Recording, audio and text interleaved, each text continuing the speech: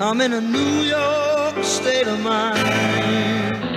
Left. New York. New York City is the place where they said he'd be. Says he was the closest thing New York had to a Dirty Harry. 532. No good deed ever goes unpunished. That FBI agent guy, somebody told me he's got your phones tapped. The kind of old-fashioned cop who preferred working the streets and making arrests to taking tests toward promotion. You're assigned to a vandalism case in Athens. All points bulletin for the Bo Dietl Show on the Gas Digital Network. Here's your host, Bo Dietl. Hey, welcome everybody. Welcome to the show. I'm here and I'm joined by my producer here, Carlo. Hey, Bo. Hey, listeners. Hey, just want to thank everyone for the emails and tweets, and we'll keep them coming. Now you're part of the tough tribe. You know, I got to say something right from the beginning. A lot of people may think my language is tough and my what I say, I was brutal maybe. Never, ever was I ever involved in anything that I hurt someone that didn't deserve to be effectively arrested and use necessary force. Remember, affecting the arrest of thousands of felons, being shot at and stabbed myself, fractured skull, all these things. I never killed anybody. So I think I could talk. Maybe my language is a little rough, and I apologize for any of our listeners who are offended by my language. But one thing you'll get from me, you'll get the truth, and that's something important. Well, speaking of the truth, we have a listener question. Kenny from Milwaukee actually sent in a question. He wants to know, he says, Bo, I appreciate your service as a cop. A lot of my family members were cops, and I wanted to be a cop as well. One thing that's I'm struck about by you is that you seem like you have the instinct from growing up in a tough neighborhood, from growing up getting in fights and stuff, that you were able to see these criminals and, kind of not be afraid. Do you think that cops nowadays have a kind of a separation where they didn't maybe grow up in that environment? They have required to get college degrees and... Well, you know what? That is a problem, because when you're working in New York City, you work with these tough guys, these gangs, and guys out of jail, and if you never got punched in your fucking face, you don't know what it feels like. And when you deal with people on the street, if you're afraid, you shouldn't be a cop. Don't take that badge. You got to realize one thing: when you go against someone, you're law and order. You're the police. You've got to be tough. Otherwise, they'll eat you up like a fucking ham sandwich. You got to be out there and you got to take control of the situation. And that's the way it is. You can't be meek. You got to look right in the person's eyes and say, look, I'm not fucking with you. I'm telling you something. You've got to take control. Situations go out of control in law enforcement is when you don't take control, and you must take control. And certainly, with the environment that we have today, with people spitting at cops, with the cell phones, now they're challenging cops. Well, if you do something, I got you on video, I'll take your house away. It's a fucking tough act. I just hope that people realize we must support law enforcement. We must support our cops out there. If they go and they don't want to do their job because they don't want to get in trouble, then we got fucking nothing. We have anarchy, and we can't have that. And I want also one of my big things, and I said it when I was running for mayor, get me fucking cops that work out twice, 3 times a week. I want cops to be in shape. So this way, when you tell somebody, hey, fucko, come over there, you can fight with them. You pull your gun out. What is a little 90-pound young lady or young man, we're going to say it both ways, a little frail person, you take your gun out, and then my friend says, what are you going to do with that gun? Stick it up your fucking ass. What do you do? Well, I'm the police. Get in fucking shape. You don't have to be 6'8", but you could be in shape. I could do 75 fucking push-ups. I'm 68 fucking years old. You gotta be in shape. You want to walk the walk? Work the fuck out. Be in shape. This way, if you have to fight with somebody, you can fight with them. You don't have to shoot somebody. You wrestle that motherfucker and you do your thing. All right. So for all you aspiring police officers out there nationwide, listen to Bo's advice. Work out, and you won't need to use your gun. One more question from Joey in Staten Island. Bo, of course, you must have seen the news about what's going on in Tompkinsville Park. Oh. It's become a nightmare. What would you do to shut this down? And let's give a little background on that. Well, in Staten Island, we got a park there where they're openly selling drugs. They're shooting up. Cops been told to back off. And even my nitwit friend there, Curtis Lewa, with his guardian angels are going to go over there. They'll end up getting locked up. But it shouldn't have to be for the guardian angels. You're committing fucking crimes. Again, and I'll go real fast on the one case, I can't breathe. A guy named Gardner, and a headlock that cop brought him down on.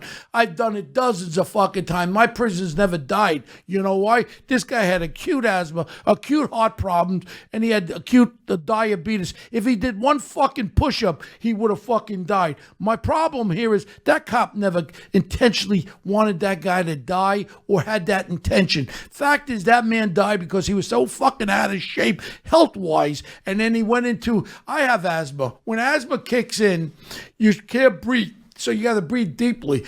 That can bring on cardiac arrest. And I talked to Michael Bodden, who was a medical examiner. There was no collapse of the larynx. We had a case in New York called Baez, the cop. He's still doing time. He put a nightstick on the guy's throat and he choked him to death. He's doing time for that. This kid in Staten Island never, ever, ever choked that guy to death. When he was laying on the ground, if you could say, I can't breathe, you're still able to talk. You ain't dead. My point is, if the EMS people would have given him maybe some atomizer or some shit to open up his airways, maybe he wouldn't have went into cardiac arrest. And that's it. Look, I think his daughter was 20, God rest her soul, too. And let me tell you, I'm not hard on this. My heart and soul goes out to Mr. Gardner and his family. His daughter, I truly believe, just died not too long ago in the 20s with coronary. That's an inherited thing like I got in my family. I got 6 fucking stents in my heart. I'll probably pop one of my stents one day and die. But that's the way it's going to be. Now, if I die fighting someone, are you guilty of committing murder on me? No, my fucking heart popped out. That's my own fucking problem. You're fighting with me, that's all it is. You didn't kill me. I died because of my health condition. That's what happened with Gardner. So fast forward, now you got all the cops in Staten Island, all these good men and women there trying to do their job. Now they're backed out of the park. Don't go in there, don't get involved. What do you mean don't get involved? Who's coming, the fucking cavalry? These are our cops. They should be cleaning these fucking mutts up and locking their ass up for drug dealing. Get them good, send undercovers, lock them up, clean that fucking park out. Because some other good people in Staten Island want to go into those parks. How can you go in the park? You got junkies all over there with your kids putting fucking syringes up their end. Now this nincompoop moron mayor Big Bird, oh, we're going to have shooting areas. You want to shoot your heroin? Go into 32nd Street, come up to the 2nd floor. We'll give you some needles. So you're bringing illegal heroin into a fucking shooting gallery. This is getting crazy, man. It's getting crazy. So my point is the cops should get the handcuffs off and let them go over there and do their thing. Okay, so yeah, everyone can see if you live in New York City, things are not getting better. There's it's going bad. It's going fucking bad, New York. Really bad. Go ahead. All right, so let's get into the subject of today's podcast. So in the past podcast, we've talked about famous cases you broke, working the streets, working as a decoy, really doing the nitty gritty, dirty work, getting mugged, stabbed, beaten. So let's talk about maybe you got into see a different side of life. So let's talk about how you met actually some royalty and went from the streets of Harlem to Paris, Monaco, Riyadh, and everywhere in between. So let's give us all right, so let's go to like 1978 when I'm a New York City cop. All of a sudden, my friend John Abate tells me, we got a bodyguard detail in one of the hotels, but why don't you come along? So we're doing security now. At that time, New York City cops were not allowed to work a second job. You had to survive on the fucking menial bullshit money. But everybody did. I actually worked construction when I wasn't supposed to as a New York cop. So now we got... in 78, things were bad. Cops were getting laid off. The city was broke. Well, yeah, I was laid off for 4 days in 75. We were laid off. I came right back 4 days later. But a lot of cops didn't come back. So now I meet these Saudi Arabian guys, these alleged princes. Alleged, I say alleged. Everybody's a prince. They got born in the right place at the right time. So you meet them, and one thing I noticed about them is they would promise you. They used to carry these double briefcase with $10 million in the fucking briefcase. That's how they traveled. Everything was cash. Security, we got paid cash. We didn't claim it to the IRS. Statute of limitations over. But I wasn't killing anybody. I was working. So then one of the things I was very good at was arm wrestling. And I was like New York State police arm wrestling champion for New York State back then. I had the technique. I used to arm wrestle Mr. Universe, Harold Poole. I mean, I was good at it. I had the technique going. So now with the Arabs, one of the Arabs took a liking to me. His name was Mansour bin Nasser bin Abdulaziz. He's still around. Heavyset guy. His father was Nasser bin Abdulaziz. He was one of the original 6 brothers of the royal family. So the old man used to travel. He didn't speak English. He liked me. It was a thing where he'd see me. He used to have one guy with him that made his food. Another guy made him laugh. I mean, they come with an entourage with 40, 50 people.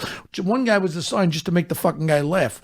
And he was like the clown. The court jester. Yeah, and I really got to like him. And then we traveled all over the world, Hawaii. And then all of a sudden, this one Arab, he took a liking to me. And what's going to happen in 84, something happens to me that ends my police career. So now I would travel over to Saudi Arabia. I'd go to Jeddah.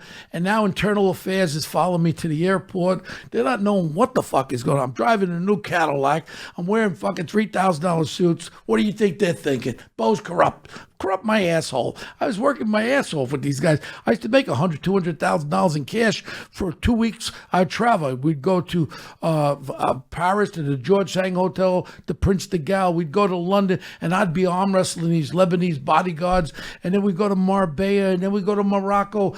We used to travel all over. So I used to take this time off from the police department. And instead of taking overtime when I was a detective, because you couldn't make the overtime, I would build up time off, and I'd take 2-3 months off a year. But what I would do would work with the Arabs, and that's how I was existed. But I was making big money. I was gambling, bought the best suits, best cars, best watches. Everybody thought Bo was a corrupt guy.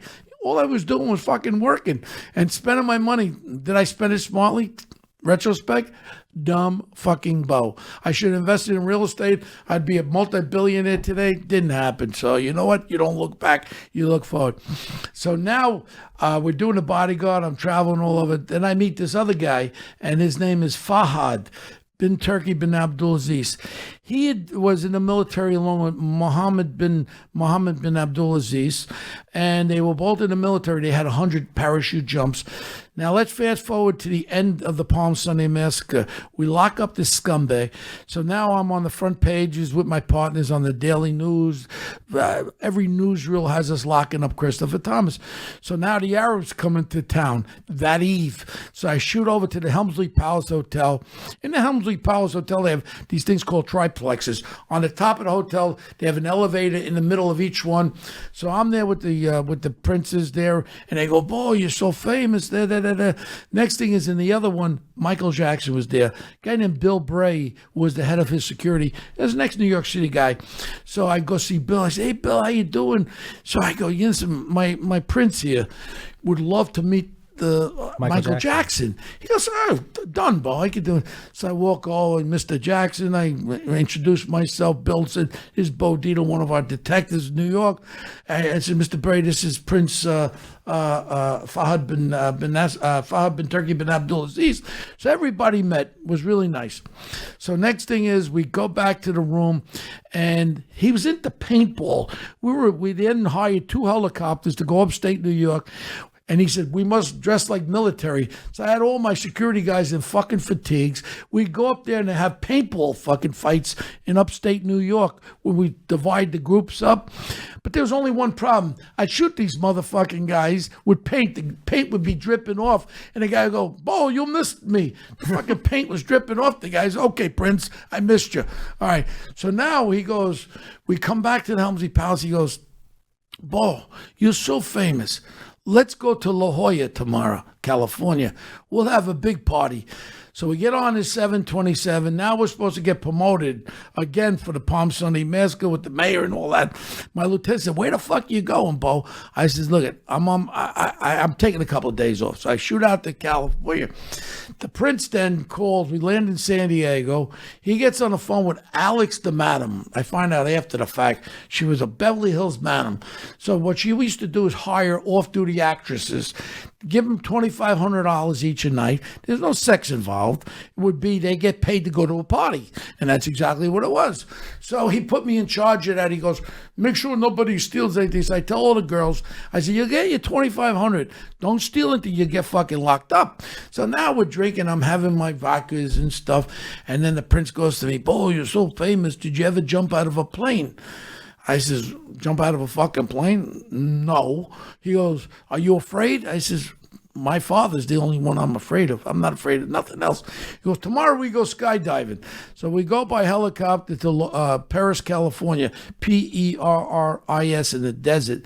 And I'll never forget, we're there. And next thing is I'm in the plane, we're hooked up and jumping out of a fucking plane. I got a football helmet on. We took a little instruction, but not enough. He told me, pull this, pull. I pulled every fucking thing. I didn't care. Next thing is landing. I came down. I hit the ground about 30 miles an hour. I didn't prepare myself. Excuse me. I broke my leg in half, my ankle. Oh my God. My bone was sticking out. So the Arabs come running over and they're talking in Arabic and they're going, akabakaboo, akabakaboo. They look down, akabakaboo. One thing to their credit, they put a tourniquet on my thigh. They put a tourniquet on my thigh to stop the bleeding. So then the prince says, look, you could go to this hospital in Paris, a little shithole hospital, or can you make it back to San Diego by helicopter? I said, let's go back. So next thing is... So you get on the plane, they're rushing you not back. a plane, helicopter. So next thing is, I'll never forget, I says, is there anything to drink? So next thing, the Arab comes out with a thing like about this big. And he goes, here, Bo, smoke this. So I start going, it was fucking hashish. I didn't know what, I would have fucking taken heroin. So now I'm there, and at that point, I didn't care what happened to Bo Dietl because I was fucking whacked out. So when we get there, the fraternal order of police are there, cops are all there, and the lady's taking the report. She goes, what do you do for a living? I said, I'm a New York homicide detective. She goes, yeah, I'm the fucking mayor. What do you really do? So make a long story short, I'm in the hospital. They operate on me, put plates and screws, and I'm in the hospital 3 weeks. It was pretty bad. And then the prince says, stay at my house in La Jolla for another month. I stood there, and then what happens? Let's stop and let's backtrack a little bit. So you're jet setting around, you're playing war games, you're with these zillionaires, the Saudi royal family, the richest people in the world. So what is that like? How do you go from you're in the streets, you're dealing with the scum of the earth, to then one day you're in a triplex in the Palace Hotel. You're flying to Paris. You're in all the best restaurants. You're in London. What is it like? What does it feel like? Well, you know, it's like, here's the way I compare it. Walking through fucking garbage of some fucking slum in East New York, garbage on my fucking crocodile shoes, to being in the best hotels in the world, the best food. I used to order the wine. They used to just look at the price, right down to the most expensive. I started to order Saint Emilion, Saint Julian's, and the Kuru Bakaru. I know all this shit now. So what I used to do is I used to order stuff that was a little cheaper, and then I had a good taste for wine. I don't know how good it is, but I like shit that tastes good, and it just happens to be that there are other bottles of wine where you don't have to spend $1,500. You could spend $300, and you couldn't tell me the fucking difference. So I started learning about that. Then wherever we traveled, everything was the best. Chartered boats, we had all private jets, and then we would have, I'd be like the security, but then I would hire security from the locals. We've gone to Lebanon, Morocco, and then to Germany. What were these places like? What was Beirut like in the 80s? What was Morocco? It was I hit Beirut in the late 70s. It was beautiful. Beirut, a lot of people don't know. On the bottom, it's on the beautiful water, the Mediterranean, but the mountains are right next to it. Fucking beautiful place, Lebanon. I'll never forget that. I think it's I've never been to Croatia. I just got back from Santorini in Greece. It kind of reminded me a little like Santorini, with the high mountains, with the beaches down below. Really nice, very, very nice. And then we go to Riyadh, and then what's Riyadh like? What is Riyadh that? is but then it was disgusting. Everybody had the burqas on, and Was that a major culture shock? What? Was it a big culture shock? You're in. I tried to jog and everybody's yelling at me. And I'll never forget, we'd be in the palace. They'd start eating at fucking 2 o'clock in the morning with a table that was 30 feet long. They'd eat for 3 fucking hours. And then we would fly to Jeddah, which is on, I think, the Dead Sea, the Red Sea, some fucking sea over there. And I didn't like Saudi Arabia because every 20 minutes, all you'd hear is, they fucking chant every 20 minutes. And I put ear fucking plugs in my ears. I mean, enough, all right? I wasn't crazy about Saudi Arabia. I'm glad. I like to meet this new guy. This new crown prince sounds pretty cool. Mohammed bin Salman. Yeah, I think Bo and him could hit it off because that guy sounds like a pretty cool guy. And he realizes one thing. Look, even with the Catholic religion, we talk about religion. A lot of people don't know during the Dark Ages, with the Crusaders, that the freaking Pope that was in charge then ordered the Crusades to kill the women and children, the Muslim women and children. Don't just take them over. Kill the women and children. This is a Pope. Supposed to be a high, godly guy. You know, we got screwed up things in our own religion, but we're starting to elevate out of that. We're starting to become real. And the Muslim religion has to come to now and realize one thing. Whatever Muhammad preached about back in the 700, whatever it was, we've now progressed, and we should be able to get along. If I want to be a Muslim, I want to be a Catholic or a Jew, no one should stop me. You should be able to do whatever you want. You shouldn't force your religion upon me. And that's the one thing I got to say to my Muslim brothers and sisters. Look, you like your Muslim religion, I respect that. But don't try to push that upon me and tell me if I don't become a Muslim, you got to kill me? No, that's what they got to loosen up. We got to get these moderate Muslims to say, you know what? We love our religion, and I respect Muslim religion, but we have to let people live to what they want. And that will make the world be a better place. You got to realize one thing. What is all the wars about? The majority of wars are over religion. Look at the Middle East. These poor kids are growing up. All they see is fighting and death. And that's all they know. And poor people are really the people that have made religions bigger, because poor people are the ones that pray more, and they're praying for a better life, and that's what it is. I don't want to sound like a fucking Confucius or some shit, but I've had enough personal experience to know that, you know what, we all got to get along, man, and that's it. So go ahead. So between all this jet setting, fancy suits, good restaurants, wine, did you ever think about just leaving the police department and doing this security full time? Well, one of the things going on, you hit a point. 1981. After I go to Brooklyn, Mansur bin Abdulaziz, Mansur bin Nasser bin Abdulaziz, and I know these fucking names. So he tells me, Bo, come to Riyadh. So I fly to Riyadh, and I'm followed to the Saudi Airlines. It was a Pan-American Saudi joint thing. Internal Affairs is following me to the airport, Kennedy Airport. They watch me get on another fucking plane. They don't know what the fuck Bo Diedel's doing. So I get there, and the prince goes, Bo, we're going to buy police equipment for our National Guard. America, England, Germany, and France are going to bid on it. My two brothers are the generals. I want you to bid on it, and you'll get 15% commission. And it was $250 million deal. Wow. So now, how did you approach this? Well, how did I approach it? I want to do everything legally, you know. So I come back to the United States. I find a legal arms dealer, and I joint venture with him. So we were going to buy Malika rifles, sniper rifles, water cannon trucks, shields, batons, and all that. So we get in the middle of it, and then my prince, I kept going back and forth, and I really put a lot of time and effort. And my prince says, when I give you 15%, you pay no taxes on it. I put it in Zurich, in Switzerland. That fucking sounds great. Well, what happened was the guy who was the crown prince backed off the last minute. I was about to do the deal, and they shut the deal down, and $250 million dropped into the grading. It was gone. So that $250 million deal went into the toilet bowl. But I still kept in contact with him, and then what was that like, running around meeting with arms dealers? Did you get it like? Well, the arms dealer was in the United States. What we would do is we would present whatever they needed. And what it was a police equipment for the National Guard for Mecca.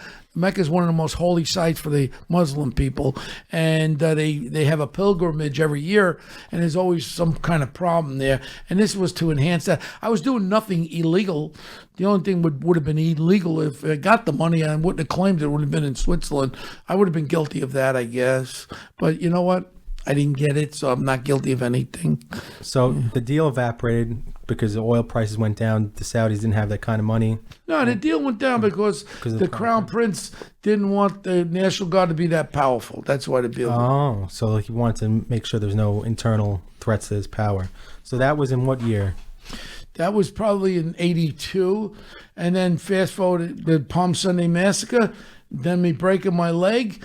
And the next thing that happens is... So you're recuperating in California. I come back to injury. Yeah, I come back to New York, Carlo, and I want to go back to work. You know, I got a fucking plate in my leg screws, a little bit of a limp, no big deal.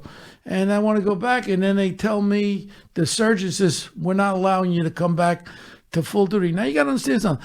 I had like 30 line of duty injuries, fractured skull, shoulder, all this stuff.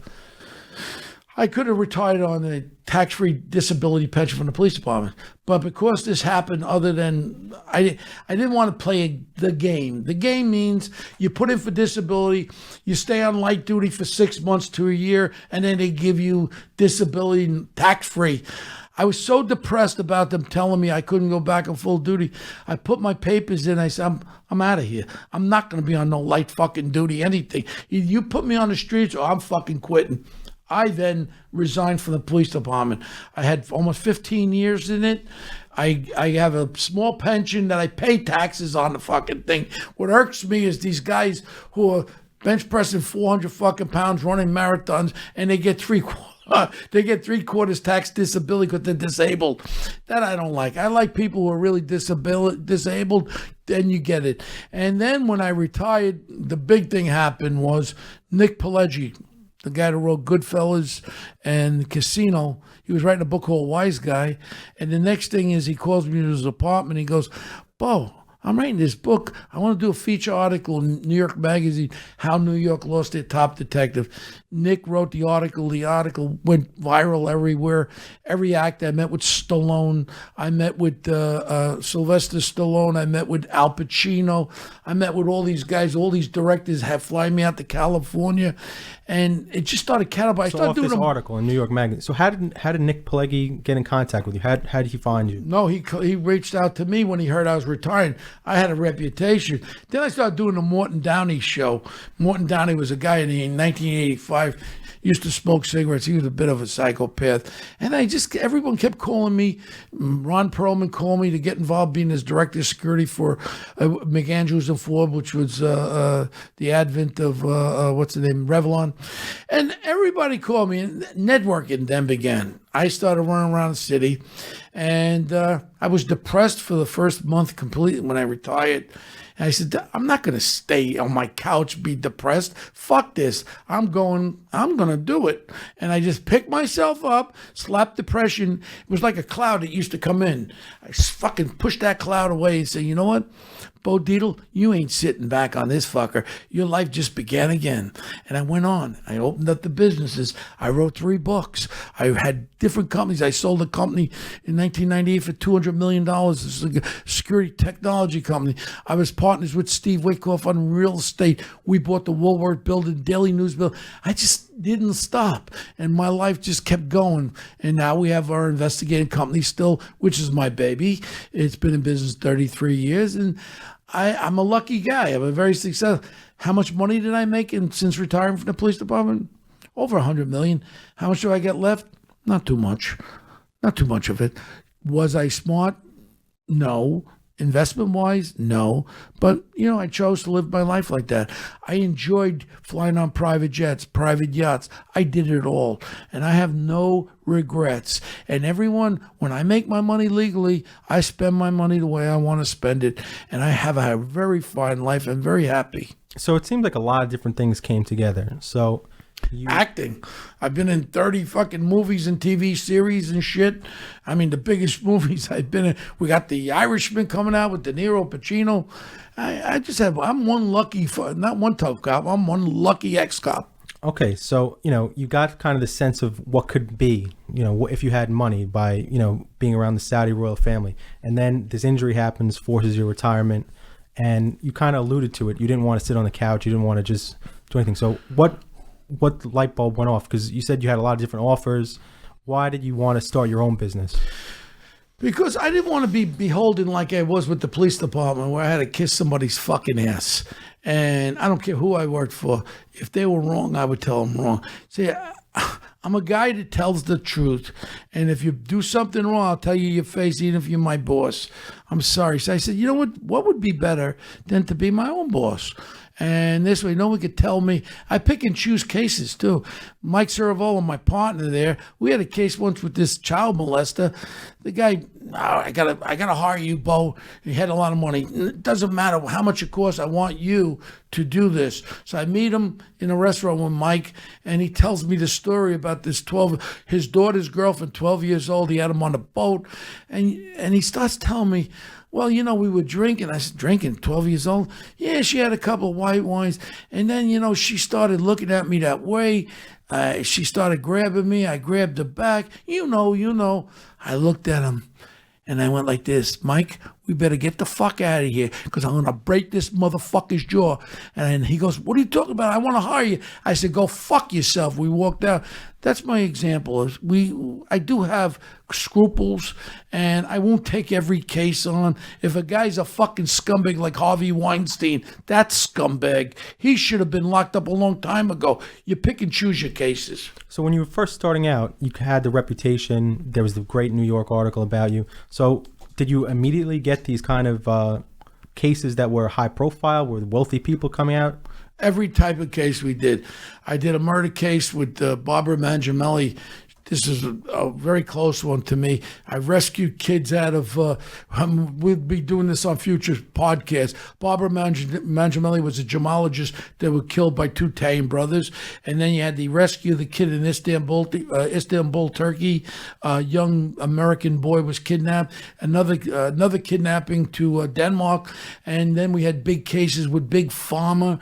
We had murder investigations on the first female cop upstate. It goes on and on and on. We have cases. I handled the Howard Beach case back in 1985 after I retired. And a lot of people don't know the two black kids, the innocent black kids, we proved during the trial they pulled knives on the Italian kids. But that was not politically correct to talk about. So look, I'm not a politically correct guy. I tell the truth the way it is. And I will always do that. And people that don't like the fucking truth, they can kiss my ass, because that's the only thing I will do. I will not sit here and lie about anything. And anybody who has any questions or anything to correct what I say on these podcasts, I welcome them to ask questions, because I'll only tell the fucking truth, and that's it. So a lot of people listening might be thinking of starting their own business. They might have been in a similar position as you, where maybe they lost their job, lost what you were a cop. That was in your blood. That's your DNA. So I'm not a cop anymore. But I'm a fucking businessman. Okay. So to make the transition to a businessman, you were very well equipped. So, I think if you could be beaten, stabbed, all this kind of stuff, then you can definitely go into a boardroom and talk to an executive. It seems like a cakewalk. Well, here's the thing. When you're I think I'm still a detective, because I could interview the chairman of the board of any major corporation or murderer or chairman of the board. And I know when someone's fucking lying. And I get that feeling, I still got that sixth sense about things. Like, just a perfect example the other day, business, we got a good business, we got a great business, and a little slow on the white collar area. So I tell my head of my white collar, he says, listen, we got to do one thing. I got something, not to be braggadocious, but I got a brand. I have something that a lot of other people don't have. A lot of cops retire, XYZ security companies and all that. But I've been very fortunate that I have a Q rating. People know me. 12 years on Fox, all the shows. I missed 33 years. So I said, let's utilize Bo. So let's do more of a personal contact with people that could give us business. And if I have to meet with 100 fucking people in 1 month, I'll do it. So a perfect example, the other day, you had a list of 800 people that lend money. And one of our things is we do the due diligence on people borrowing money. Cantor, Credit Suisse, Lehman Brothers we had before they went out of business. So what we do is we do backgrounds. And I said like this, give me a list. So you have 800 lenders. So I said, just pick me any one of them. You give me this guy who's the head of a real estate company. And we won't say who, but all of a sudden you get, and I then call it cold. And the assistant, I got through to the assistant said, well, he doesn't know who you are. I said, just tell him Bo Dietl's on the phone. And you were there. He picked the phone. He says, this really Bo Dietl? Make a long story short, he put me in contact with his 3 lending people. I think we're going to do business with him, but that's a perfect example. I have a reputation. I also have a brand. So we use it. And my brand, one thing about my brand, you'll never ever get me involved in doing criminal activity. I don't do anything criminal. I pay lots of fucking taxes. That thing about the $250 million with the 15% commission, I never got it. So I didn't commit no crime. Would I have done it? Honestly, probably. But I didn't do it. That's like me saying to you right now, if you could do a deal over in Europe, your commission's going to be $15 million. They're going to put it in Switzerland because this way you don't have to report half your income. Would you do it? Maybe I would. I'd take up skiing lessons. Skiing lessons in Switzerland, right? That's right. So let's get back to it. So it's the late 80s. Did you feel that fame was a weird thing, that now all these people, movie stars, big directors, did that seem weird for a kid from Queens that was dealing with the scum of the earth? Now you're on TV, you want to... You know what? When you can sit there with the great Ken Langone, it started on one table up at Rayo's. I think my table at Rayo's defined me to be this icon guy, Bo Dietl. I would think they liked me, but they wanted to get to fucking Rayo's. Who's been up on my Rayo's table? I got the table since 77. Frankie, God rest his soul, gave it to me. Warren Buffett, Bill Gates, Jack Welch, many times senators, actors. I did the movie The Bone Collector I produced with Marty Bregman, who just passed away. Denzel Washington, Angelina Jolie, Bruce Willis. I remember when he was a bartender when I was a young cop. I've been the luckiest guy in the world. The biggest, most successful people in the world know Bo Dietl. I became very friendly with Leonardo DiCaprio. I'm one lucky guy, man. My life has touched everybody. Presidents, you could put in Google Bo Dietl, Ronald Reagan, and you'll see a 15-minute video of me sitting in the Oval Office with Ronald Reagan. I think the greatest president, sorry, Donald, the greatest president of the United States ever had was Ronald Reagan. He brought us from an abyss of where we felt horrible about ourselves, and he made us feel proud about ourselves. He was, to me, one of our greatest presidents ever, Ronald Reagan. How'd you get to meet Reagan? How'd that happen? Well, a guy named Lee Atwater was alive back so in Lee Atwater was the head of the Republican Party. But he was also partners with Roger Stone and Paul Manafort in a consulting. I don't know if he was partners with them back then. I don't think there was a Stone. No, Stone was around. Stone was around for Nixon. No, he was with Russ Schrieffer. Lee Atwater. No, Lee Atwater was the chairman of the Republican National Committee. A major strategist. Yeah. So now I get a call from him to come to Washington. I'm running for United States Congress in an area that was similar to me running for mayor. It was 7-1 Democratic registration. And I was going to run in a special election. I meet with Ronald Reagan, and George Bush was the vice president, the father. And they endorsed me, Make a long story short, I did my thing, and I almost pulled it off, the special election. I lost by 2,500 votes. And the guy who won, Floyd Flake, who became a good friend of mine, he was a reverend, black reverend, but we became really good friends, and I have a lot of respect for Floyd Flake, even though he beat me. And he brought in an Irish guy, McCabe was his name, Brian McCabe, I think, and he pulled 4,000 votes from the white Irish area of Rockaways. I lost by 2,500 votes. And the next day, he became the chief of staff for Floyd Flake. So I started realizing about politics, how backstabbing it is in politics. Sometimes things happen for reasons. And part of my thing was if I became the congressman, I was going to go after Pappy Mason, all the drug dealers, the same gangs that killed Officer Byrne. And Who knows? I may have been the first New York state congressman they had fucking killed. Who knows? They may have put a contract on me. My mother was against it. My mom was still alive. She said, I pray that you don't become a congressman because you're going to do stuff that they're going to come at you from all different ends. And they would have come at me corruption-wise. They probably would have found out that I was thinking about taking 15% of $250 million in Switzerland. All these things happened when I ran for mayor again. Politics suck, and you want to know something? Every politician, backstabbing, lying bastards. Politics suck. You know what I'm for? Billionaires, like our president, like Bloomberg, who I love, being politicians. They don't have to kiss anybody's ass. They just do what's right for that. And I think that's important. And I think politicians should have their own money. It's just funny to me. You're a congressman or a senator. You're making this bullshit money. And then you retire and you're worth 40, 50 million bucks. Where the fuck did that money come from? How about, what do they call those things? Lobbyists? And here, does anybody ever realize a congressman makes less than $200,000 a year? How does Nancy Pelosi, that squeaky bitch over there, how is she worth hundreds of millions of dollars, her and her husband? I'd like to find out where all this money was accumulated.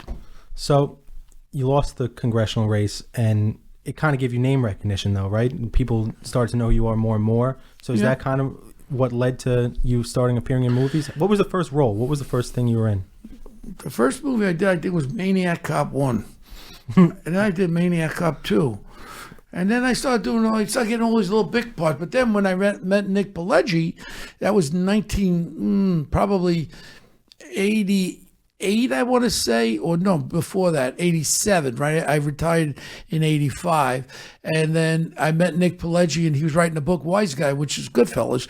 And I grew up with all those, with Henry Hill. And that's a whole nother story we could talk about the making of that movie. So did he come to you as like kind of a source to get information? No, he came to me to write a feature article in New York Magazine. Excuse me, it was 1986 because it was the feature article in New York Magazine in the fall of 86. That's when I met Nick Pileggi.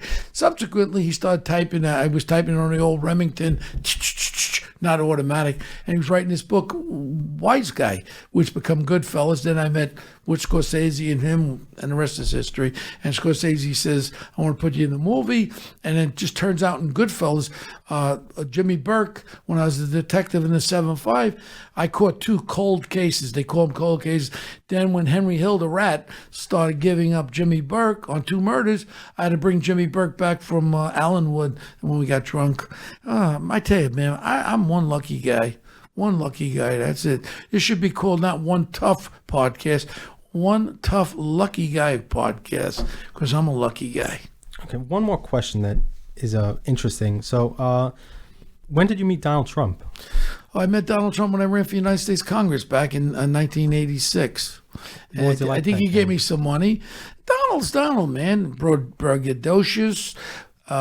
He's very fortunate. His dad, Fred, gave him a nice little start, but he's self-made. But one thing about Donald Trump, he does what he says.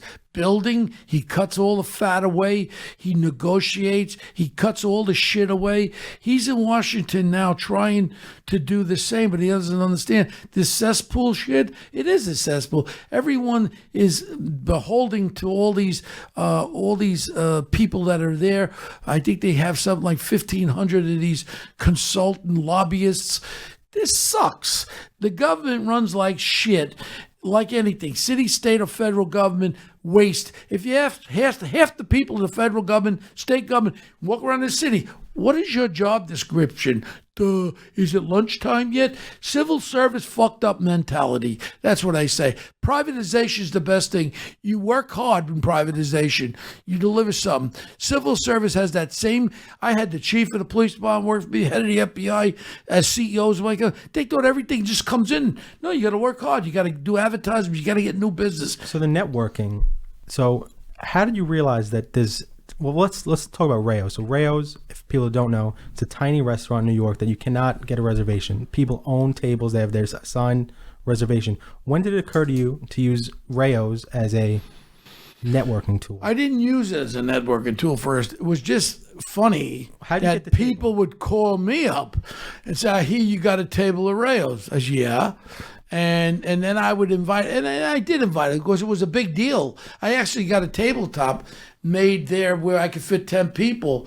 And it was Jack Welch, his wife, and Ken Lango and his lovely wife, Dick Fold and Joe Grano and Dick Grosso. I needed a table for 10. So we used to have it up there. And then word went out. This is the fucking table that everybody wanted. And once, I think it was Mimi Sheridan from the New York Times in 1978 put in about Rails, the rest is history. Everybody wanted to go there. I still get calls from Warren Buffett and Leonardo DiCaprio. "Oh, can I have dinner with you up the Rails?" So I guess it's not Bo, it's my fucking table, I think, you know? So it's the food and the company. Well, it's funny when when Frankie was still alive, Frankie Pellegrino, who passed away, lung cancer. When he passed away, one of the things was he made Rails with this "you can't get in" shit with assigned tables. He's known as Frankie No. And Frankie, we did an actual thing in Rails where I had Geraldo Rivera and the black guy from Entertainment Tonight and a couple other guys and ladies, and we had a dinner and we talked all different topics. It was a great theory of a show. And then poor Frankie got sick and that never really took off. But it's great because everyone lets their guards down. And when we're up in Rails, we talk about everything and stories, and it's just a remarkable place. And I would say Rails, if you say one thing that has helped my life, it's been Rails. I say it. Everyone thinks I'm a part owner. I'm not, and I don't own anything of the Source. They just sold the Source company for $400 million. I wish I had some piece of the Source company, but Rails is a great place, and I'll never forget my friend Frankie Pellegrino, the original owner, who was like Leonardo da Vinci or Michelangelo. Rails was the Dark Ages before he became along. He became along and he was like the artist of the Dark Ages, bringing the Renaissance to that restaurant. And we'll all miss Frankie Pellegrino forever. I had the good fortune to meet him on several occasions, and I can tell you that he's probably the nicest guy. He would treat anyone off the street just as he would treat a president or a politician or a millionaire or a billionaire. So he was a great host, and I had some good times there, and I actually got to hear him sing at Rayo's a couple times. If anyone doesn't know, sometimes at Rayo's late night, the jukebox gets going and people start singing. Yeah. So if anyone can talk about Rayo's, I can definitely chime in on that. It's a great place and very unique atmosphere. Yeah, well, you know what? These podcasts are fun. I look forward to doing more of them. And the most important thing is people tell other people. Jump on and listen to them. And any comments you have or any questions, you know how to do it. And just tell them how to get to me. All right. So for everyone listening, if you have any questions, please email onetoughpodcast@gmail.com. Follow us on Twitter @onetoughpodcast. And follow Bo on all social media platforms. He's on Twitter @BoDeedle. He's on Instagram @TheRealBoDeedle. And, we're going to be doing giveaways. So please send us questions, topics. We love to answer your questions. We love to talk about things that our audience likes to talk about. And, we hope that you continue listening and tell a friend. So we'll see you next week, and we'll have fresh new stories. And Bo's got a zillion of them. So keep on listening, and we'll keep on telling our stories. All right.